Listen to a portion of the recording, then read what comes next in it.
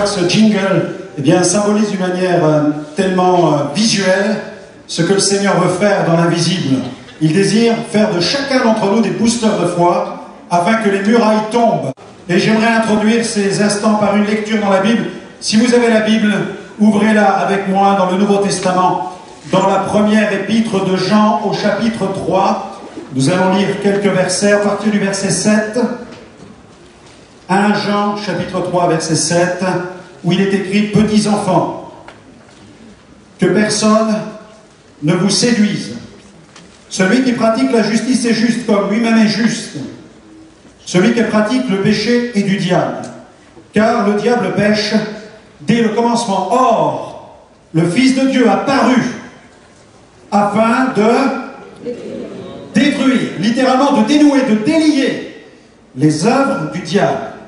Quiconque est né de Dieu ne pratique pas le péché, parce que la semence de Dieu demeure en lui, et il ne peut pécher parce qu'il est né de Dieu. » Quelqu'un peut-être va s'interroger face à ce simple verset en se posant la question, mais il m'arrive parfois, en tant que chrétien, de pécher. C'est vrai qu'il nous arrive de pécher. Mais comme ce passage le dit, nous ne pratiquons plus le péché. Le péché n'est plus une pratique. Notre vie n'est plus conditionnée par le péché. Notre vie ne s'organise plus autour du péché. Maintenant, notre vie, parce que nous avons reçu Jésus, notre vie s'organise autour de Jésus. Notre vie est centrée sur Christ. Notre vie est christocentrique. Avant, elle était centrée sur le je, sur le soi, sur le moi. Maintenant, parce que Jésus est dans ma vie est centrée sur lui. Mes yeux sont fixés sur lui.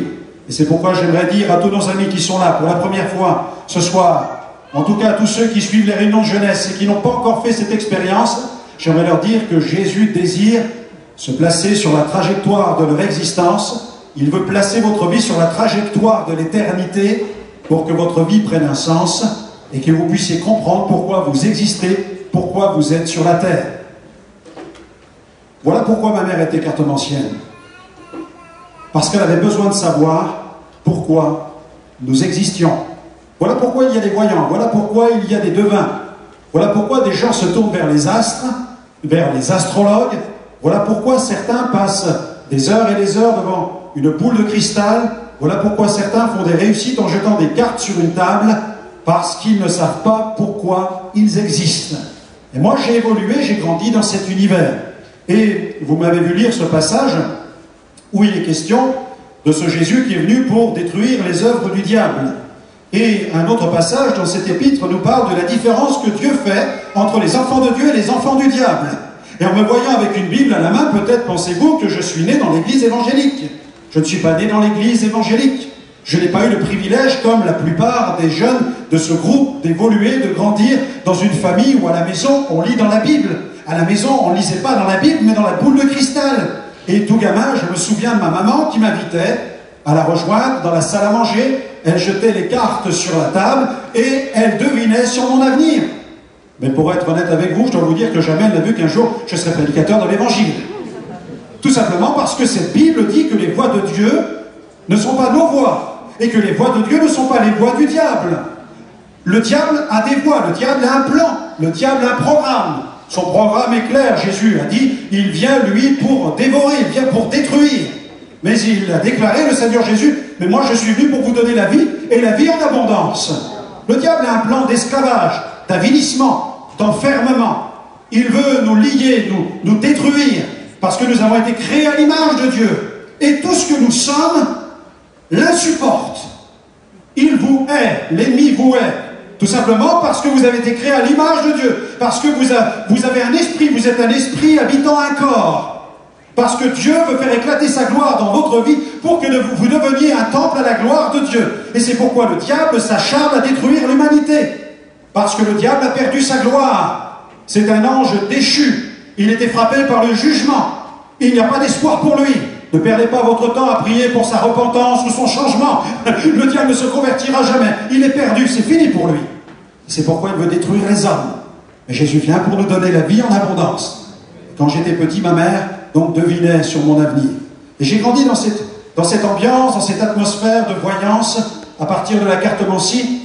Et puis à l'âge de l'adolescence, j'ai commencé à me poser pas mal de questions. Vous savez, toutes ces questions que l'on se pose tous, les grandes questions de la philosophie moderne. Savoir Qui sommes-nous? D'où venons-nous? Où allons-nous? Et moi j'en avais encore d'autres. Y a-t-il un ciel? Y a-t-il un enfer? Y a-t-il un Dieu? Y a-t-il un diable? Quelle est la véritable religion? L'islam, le bouddhisme, l'hindouisme? Faut-il continuer dans le christianisme? Quel est le véritable chemin? Quelle est la véritable église? Alors j'avais des questions profondes, des questions existentielles. Et ces questions étaient tellement profondes que je souffrais d'un mal de vivre. J'étais malheureux au plus profond de moi-même.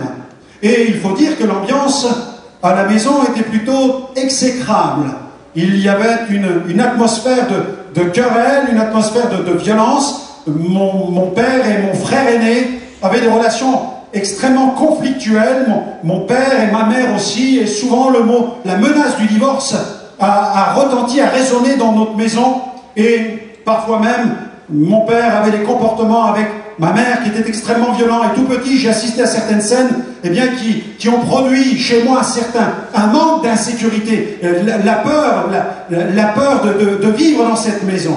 Alors je me suis lancé dans le sport-études football, et comme j'avais un bon potentiel sur le plan physique, j'ai commencé aussi à ajouter la pratique du karaté, et très vite je suis devenu ceinture noire. J'entraînais avec l'entraîneur de l'équipe d'Allemagne de karaté, et donc j'étais quelqu'un qui essayait d'exorciser le mal-être qui était au plus profond de lui-même. J'exorcisais ce mal-être en me battant souvent dans des boîtes de nuit, dans des discothèques, ou avec mes amis, ou avec une bande. Nous avions des affrontements entre les bandes. J'étais vraiment malheureux au plus profond de moi-même. Ma vie n'avait pas de sens. Je ne savais pas pourquoi j'étais sur la terre. Et tant que je ne trouvais pas cette réponse, je ne pouvais pas être heureux. Et comme il y avait un gros problème financier à la maison, puisque mon père était au chômage, mon frère l'était aussi, on habitait dans le nord de la France, dans les Ardennes, près de la frontière belge, dans la ville de Sedan. Vous savez qu'aujourd'hui on vous parle de la crise comme si c'était une nouvelle, la crise. Mais nous, dans les Ardennes, on a toujours connu la crise. On a grandi dans la crise. On a connu que la crise dans ce département. Les usines qui ferment, les jeunes qui passent leur temps en bas des bars, des cités HLM, à faire les 400 coups dans les quartiers. Ça, c'était notre quotidien. Il n'y avait pas d'argent qui rentrait à la maison. L'ambiance épouvantable, alors il fallait bien trouver les moyens. Et puis, comme ma mère avait ce don, c'est ce qu'elle disait, elle pensait que c'était un don de Dieu. Vous savez que plus tard qu'elle a compris que cette capacité qu'elle avait devinée était liée directement à l'activité d'un esprit de divination. Eh bien, ma mère a décidé d'ouvrir son cabinet de consultation. Alors c'est vrai que très vite ce cabinet s'est rempli. Il y avait toutes sortes de personnes qui étaient prêtes à tout donner pour une dose d'enchantement. Des malades condamnés par la médecine qui attendaient les passes magnétiques de ma mère, la guérison. D'autres qui venaient la solliciter pour qu'elle puisse envoyer des sortilèges afin d'exercer une influence sur le cours des événements de la vie. Et puis un soir, ma mère est allée dans un séminaire. Une dame l'avait invitée pour qu'elle puisse découvrir une nouvelle pratique, celle du spiritisme. Alors, lorsque ma mère m'a appris ces choses, eh bien, cela m'a intéressé parce que je me suis dit, eh bien, si elle ajoute la pratique du spiritisme, la clientèle va augmenter, on aura plus d'argent, on va mieux s'en sortir. Alors ma mère y est allée, et puis je me souviens de cette soirée, je faisais les 400 pas dans la salle à manger, j'attendais le retour de ma mère, et puis ce soir-là, elle est rentrée, j'ai dit, alors maman, dis-moi. Ma mère a dit, ça marche. Comment ça marche? Pour moi maintenant, j'allais peut-être savoir s'il y avait un monde invisible, j'allais peut-être trouver des réponses en interrogeant le monde de l'au-delà, puisque le monde physique, le monde matériel dans lequel j'évoluais, n'arrivait pas à répondre aux besoins de ma famille. Il y avait le chômage, il y avait la violence, il y avait le mal de vivre, le mal-être, et aucune réponse sur les questions d'ordre philosophique et spirituel. Et j'ai pensé en moi-même, si ça marche, si le monde physique, le monde des vivants, n'arrive pas à répondre à mes questions existentielles, alors en me tournant vers ceux qui sont passés dans l'au-delà, je vais savoir s'il y a un Dieu, s'il y a un diable, s'il y a un ciel, un enfer, quelle est la véritable religion qu'il faut embrasser, vers quel Dieu se tourner, je vais enfin savoir. Alors la fièvre du spiritisme s'est emparée de nous. Ma mère a sorti un guéridon en bois et avec une simple méthode de communication, nous avons mis nos mains sur le tabouret. Le tabouret a commencé à se mettre en mouvement simplement par le contact des bouts de nos doigts. Et puis là, le tabouret a bougé, nous avons commencé à construire des phrases et à entamer le dialogue. Et étrangement, des phrases se construisaient devant nos yeux et nous arrivions à entrer en contact avec l'invisible. Et j'ai commencé à poser des questions. J'ai commencé à interroger ce monde de l'invisible. Et puis, si je pouvais comparer le spiritisme, je le comparais en fait aujourd'hui une forme de labyrinthe. Vous savez, quand vous entrez dans un labyrinthe, vous empruntez un corridor, le but c'est de trouver la sortie. Et puis vous avez une sortie sur le côté que vous empruntez, qui vous introduit dans un corridor, et puis une autre sortie, encore une autre, et encore une autre, et en fait, le spiritisme est un filet, c'est le filet de l'oiseleur, dans lequel l'ennemi vous introduit, et il entretient en permanence un suspense. Vous pensez que vous allez avoir la réponse, vous pensez enfin que vous allez atteindre le divin, que vous allez trouver le sens de la vie, mais finalement, vous vous aventurez dans un labyrinthe obscur et vous finissez par vous y perdre. Et la fièvre est là, la convoitise de la chair, comme le dit la Bible, puisque la magie est à mettre au rang des pratiques de la chair, c'est comme une passion qui vous gagne, qui vous tient. Et nous nous sommes fait prendre. Et pendant des heures et des heures, le jour comme la nuit, nous mettions nos mains sur ce tabouret pour interroger l'au-delà, et puis au fil des jours, des semaines et des mois, des phénomènes ont commencé à se produire. Au début, nous avons pensé que c'était des phénomènes anodins, comme des souffles qui passaient près de nous, qui nous frôlaient, vous savez, comme des sensations de présence, d'avoir comme quelqu'un derrière soi, quelqu'un qui vous touche, et quand vous vous retournez, il n'y a personne. Et puis ces choses ont commencé à continuer la nuit, lorsque je dormais. Une nuit, j'ai pris une claque dans la figure. Alors rapidement, j'ai essayé d'ouvrir la lumière, parce que j'ai pensé que c'était mon frère qui était en train de régler un vieux compte avec moi. Quand j'ai ouvert la lumière, mon frère n'était pas dans la chambre. Je me suis précipité dans la sienne, il était en train de dormir profondément. Et là, j'ai dit, là, tu deviens fou. Qu'est-ce qui t'arrive? Et j'ai essayé de m'endormir. Et puis au fil des semaines qui ont suivi, cette scène s'est reproduite plusieurs fois, jusqu'à s'enraciner, jusqu'à s'incruster, où des mains se posaient sur mon corps, touchaient mon corps, me frappaient le visage, et pendant plusieurs mois, j'étais victime de ces agressions pendant la nuit. Et puis les objets ont commencé à se déplacer. Je me souviens, le matin, il nous arrivait de nous réveiller, et puis de descendre des chambres pour évoluer dans la salle à manger, et puis on remarquait que la table c'était une table de salle à manger, une table de ferme, vous savez, comme ça, ces tables peuvent être très lourdes.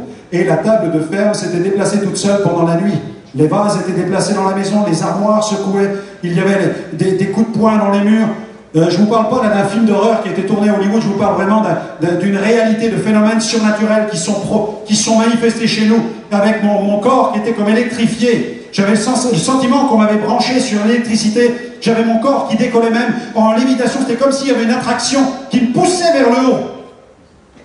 Et puis je commençais même à voler, j'en étais arrivé à voler des livres. Dans la bibliothèque municipale, à la médiathèque, il y avait tout un rayon ésotérique. Il n'y avait pas la Bible, vous inquiétez pas, il n'y avait pas la Bible, mais il y avait tout un rayon ésotérique. Tous les livres de magie, le grand Albert, le petit Albert, la sorcellerie. Et je mettais ces livres dans mon blouson, je rentrais dans ma chambre, je m'enfermais dans ma chambre, et là j'explorais les pouvoirs du chamanisme, les pouvoirs de la télépathie, de la télékinésie. Je me concentrais sur les petites feuilles en papier, et par la concentration, je voyais ces feuilles qui commençaient à bouger, qui commençaient à tourner. Et c'était des leçons pour devenir un magicien.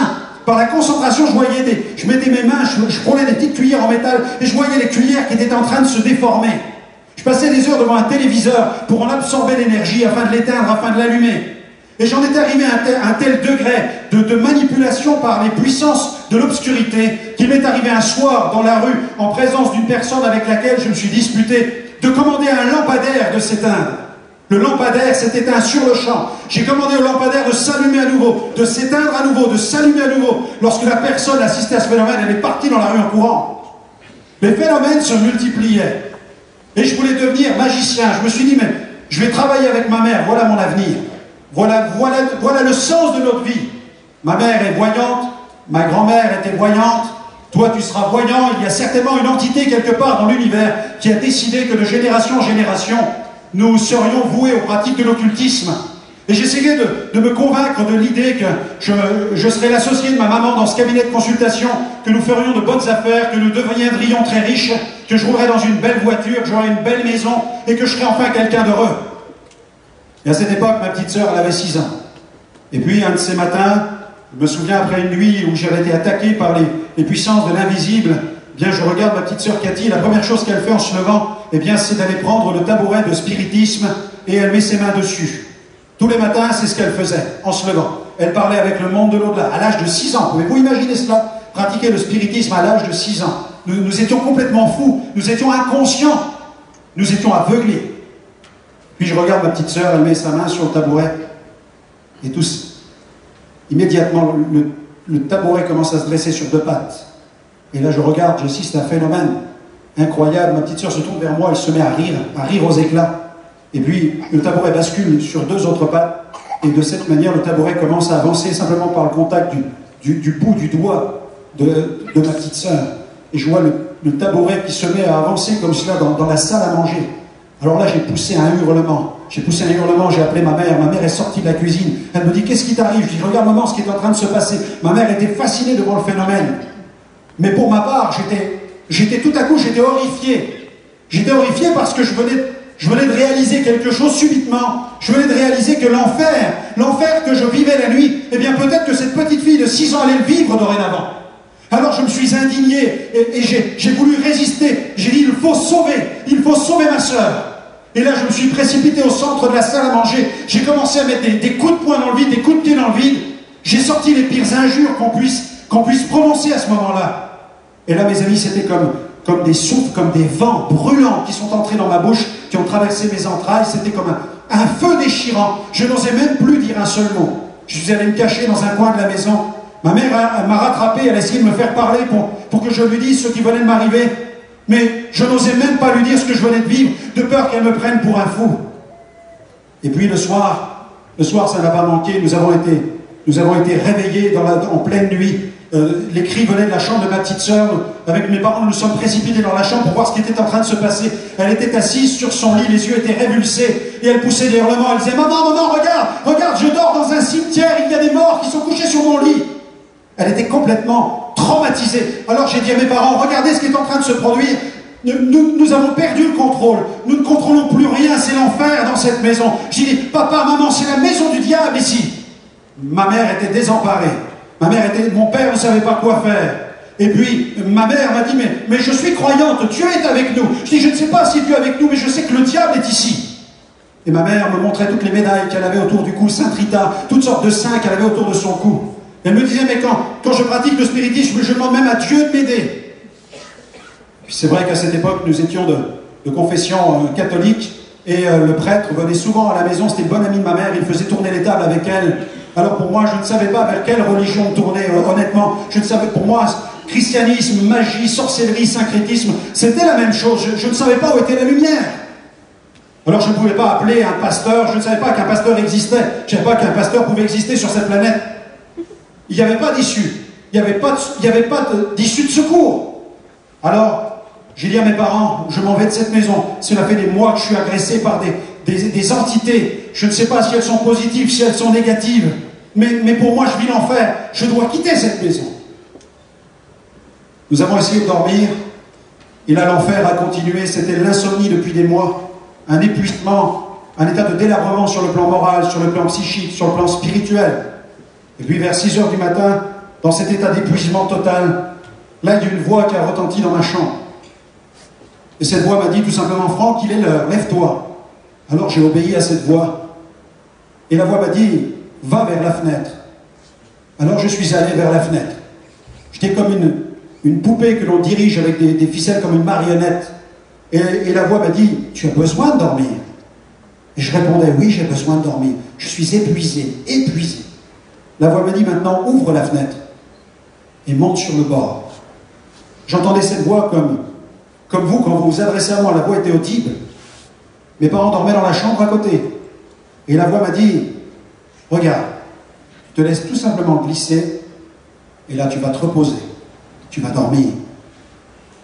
Et au moment de passer à l'acte, là une autre voix résonne dans ma conscience, et cette voix dit, Franck, tu vis l'enfer. Je réponds, oui, je vis l'enfer. Et l'autre voix dit, mais tu as besoin de dormir. Mes amis, c'était comme une guerre dans mon esprit, comme une bataille dans mon âme. Et l'autre voix me dit, Franck, si tu meurs, ne vas-tu pas emporter avec toi ton enfer?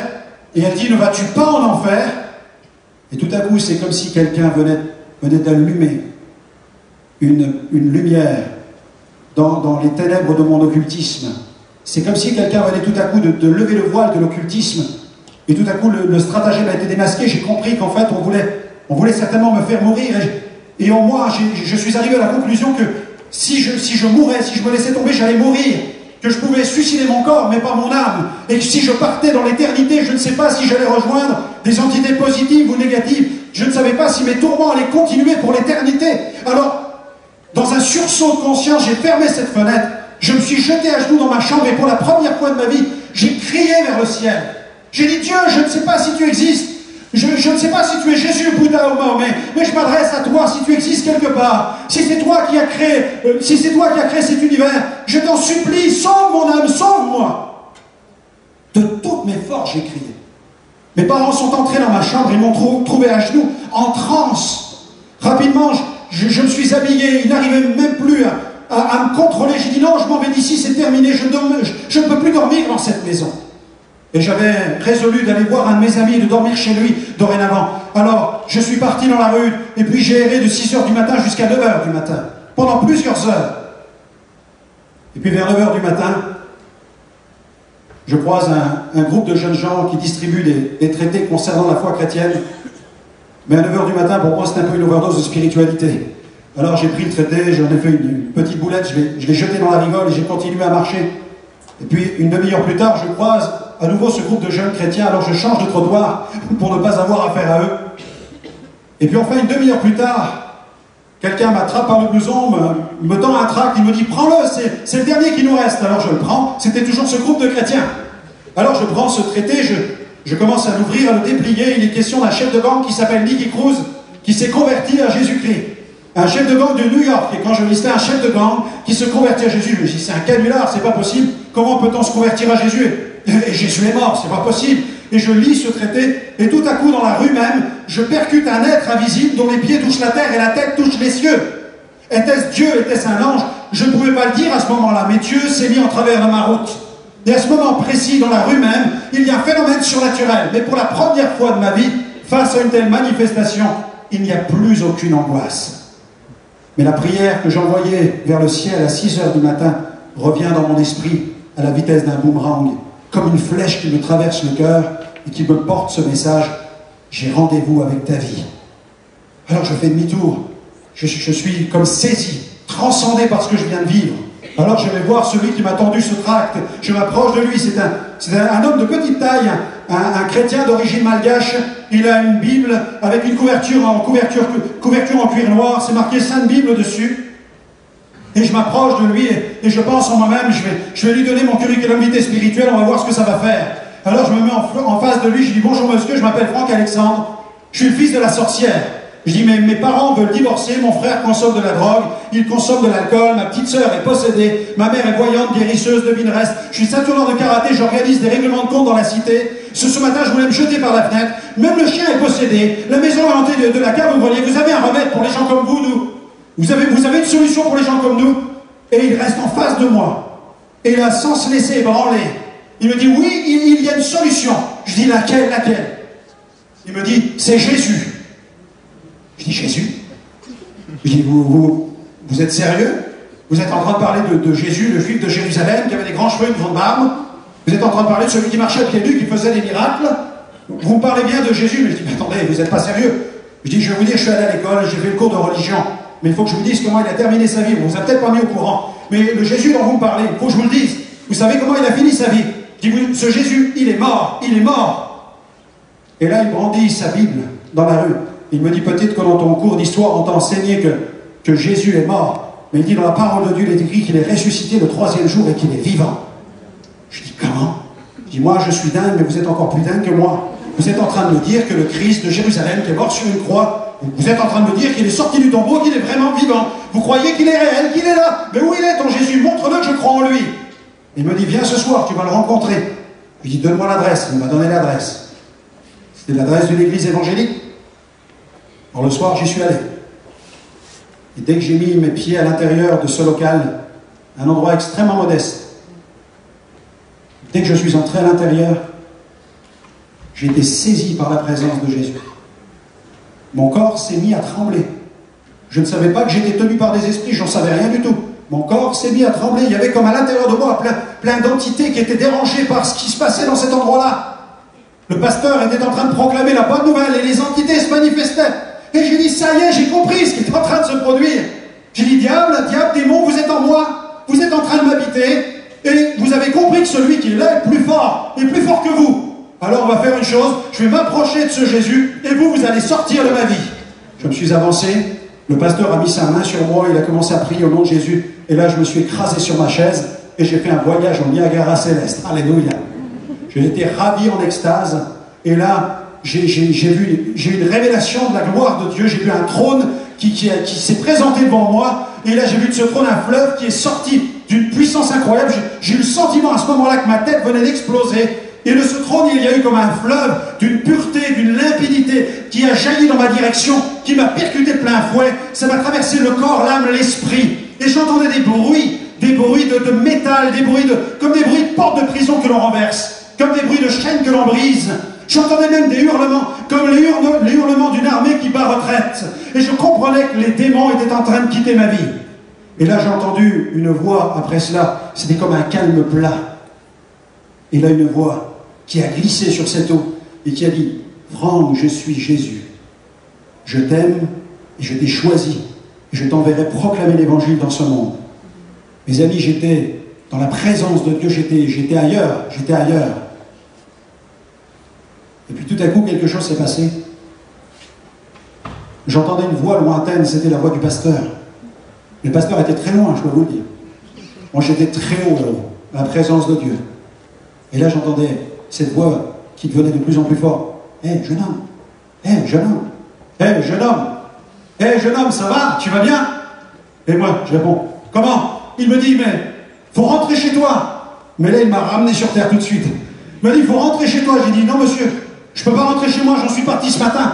Il faut que je vous dise, ma mère, elle est sorcière, ma mère, elle jette des sorts, elle est voyante. Chez nous, il y a des entités qui se manifestent. Je peux pas rentrer chez moi, c'est la maison du diable. Là, ici, Jésus, il est là. Il est dans votre église, pasteur. Est-ce que je peux dormir dans un coin? Il y avait même une fuite dans l'église, dans un coin. Je dis, est-ce que je peux dormir là-bas? Là-bas, c'est humide, mais je suis prêt à dormir là toute la nuit, il n'y a pas de problème. Parce que là, il y a le Seigneur et il n'y aura pas de phénomène qui va se produire. Il m'a dit, non, il faut rentrer chez toi. Il faut rentrer chez tes parents. Et il me dit, écoute-moi bien. Celui qui est en toi, il est plus fort que celui qui est chez toi. Alors j'ai fait, waouh, waouh. Alors je suis parti en courant. J'ai traversé la ville, je suis arrivé à la maison, j'ai poussé la porte du cabinet de consultation. Et ce soir-là, ma mère était dans une séance de divination avec une sorcière musulmane. Elle faisait tourner des verres sur la table et elle jetait des sortilèges. Et moi j'arrive, je pousse la porte du cabinet de consultation et j'arrive en hurlant, en criant « Maman, maman, Jésus est ressuscité !» Et elle me dit « T'as consommé de la drogue ?» Je dis non maman, c'est pas la drogue.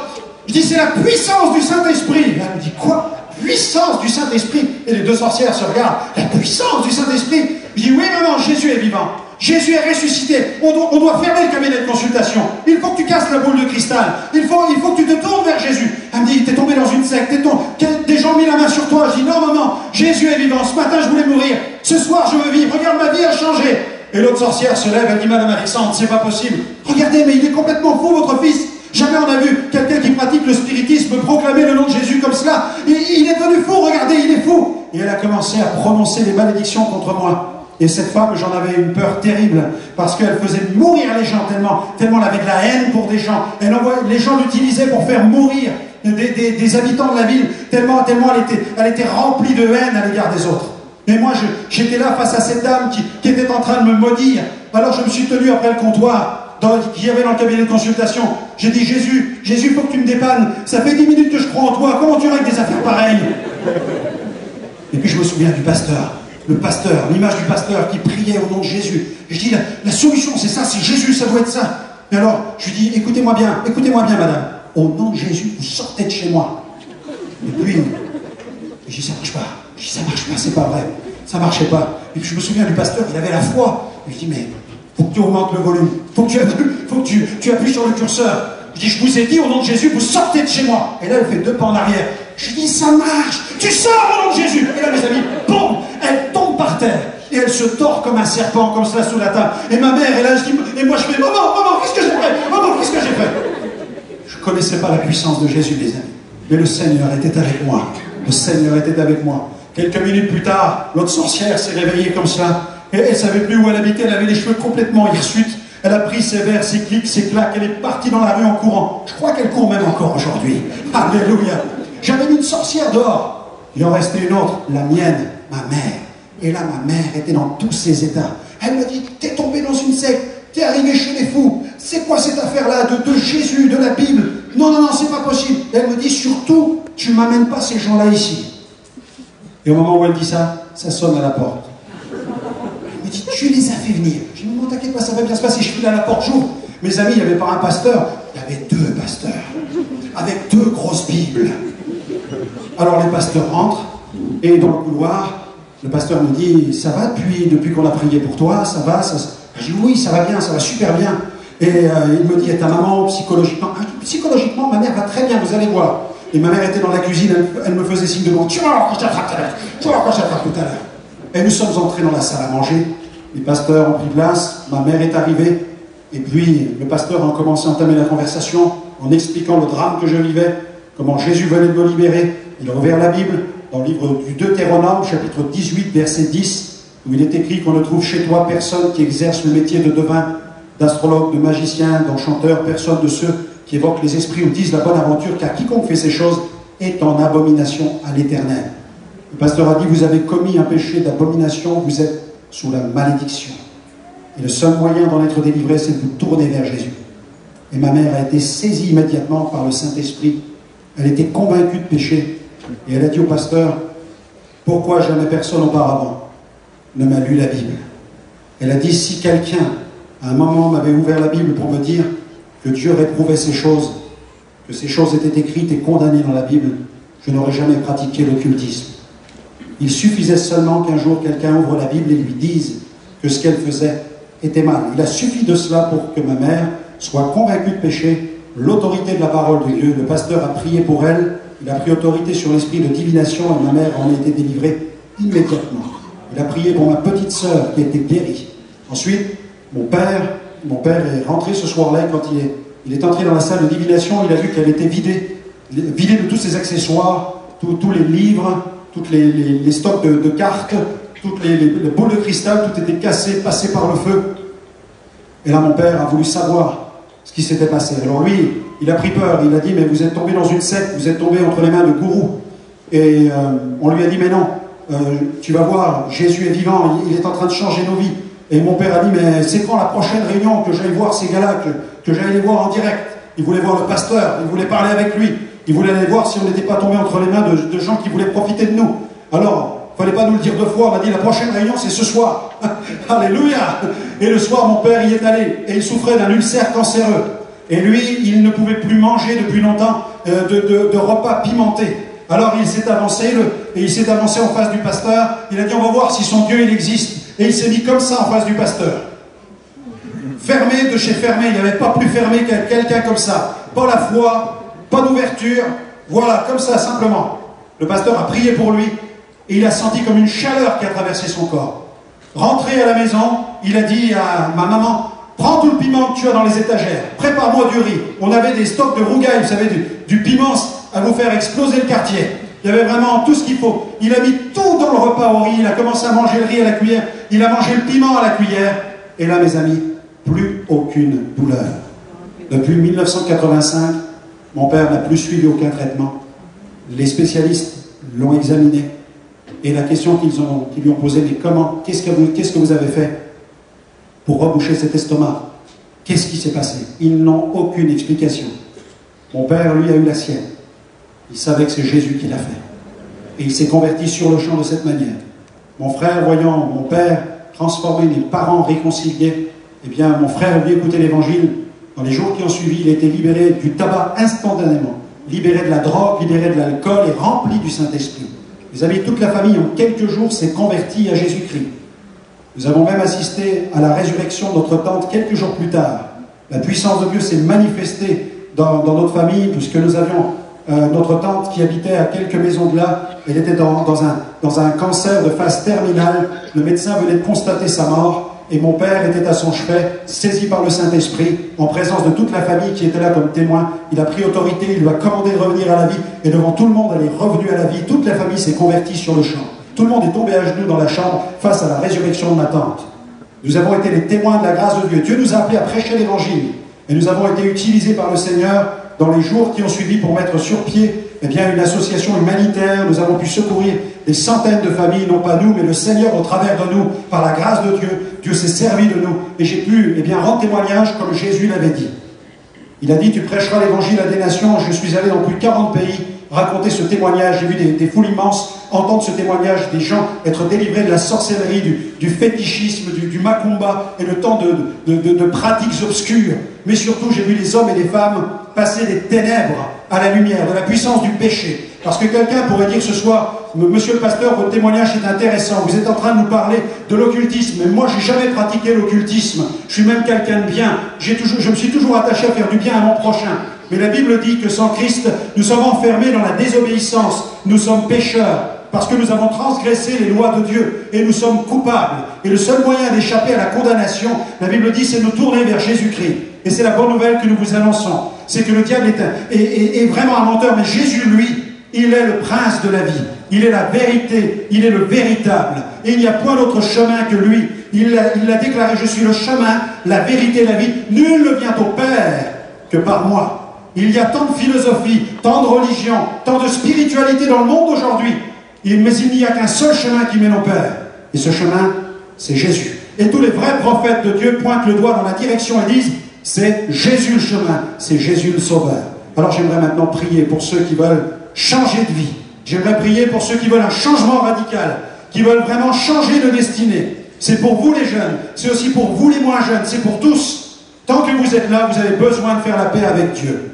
Ne dites pas, je verrai ça dans l'au-delà, je verrai ça dans l'éternité. Ou alors, quand je serai mort, je m'occuperai de ces choses.